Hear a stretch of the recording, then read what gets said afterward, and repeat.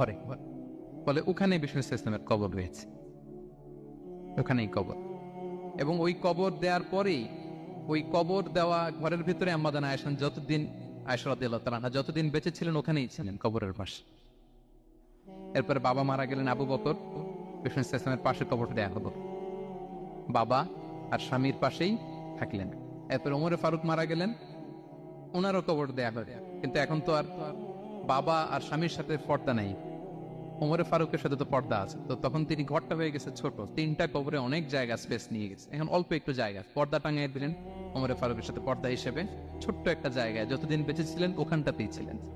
ওমরে ফারুক যখন আমিরুল মুমিনিন খলিফা, তখন ছেলে আব্দুল্লাহকে পাঠিয়েছিলেন যে যাও একটা অনুমতি আগে থেকে নিয়ে রাখো আম্মা জান আয়েশার কাছ থেকে, যেহেতু ঘরটা ওনার, ওনাকে বলে রাখো যে আমি মারা গেলে যেন আমার 2 বন্ধু মোহাম্মদ সাল্লাল্লাহু আলাইহি ওয়াসাল্লাম এবং আবু বকরের পাশে যেন কবর দেয়া হয়। আব্দুল্লাহ এসে বলল, আব্বা জান তো এই পায়গাম